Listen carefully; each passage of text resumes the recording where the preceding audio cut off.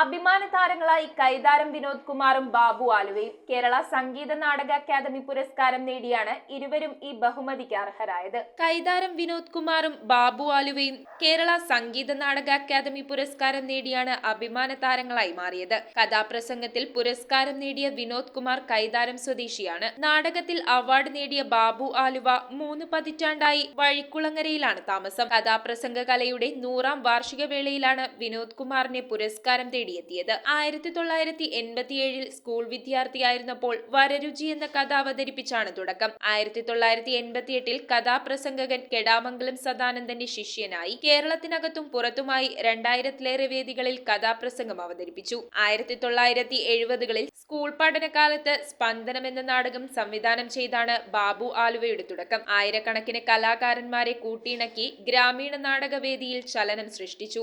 Amateur നാടകരംഗത്തായിരുന്നു ശ്രദ്ധേയമായ സംഭാവനകൾ. നന്ദ്യാട്ടുകുന്നം നാടകാരങ്ങിനു വേണ്ടി സംവിധാനം ചെയ്ത കിണർ പ്രേക്ഷക ശ്രദ്ധ ആകർഷിച്ചു. ബാബുവിന്റെ നേതൃത്വത്തിലാണ് വഴിക്കുളങ്ങരയിൽ നാടകസംഘം രൂപീകരിച്ചത്. രംഗപടം, ദീപാലങ്കാരം, വസ്ത്രാലങ്കാരം, സംഗീത നിയന്ത്രണം എന്നിവയിലും പ്രതിഭ തെളിയിച്ചു. News desk metro 7.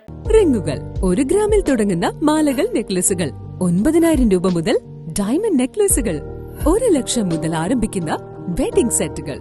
കൂടാതെ നിങ്ങളുടെ പഴയ സ്വർണത്തിന് ഏറ്റവും ഉയർന്ന മൂല്യവും. Maharaja gold and diamonds,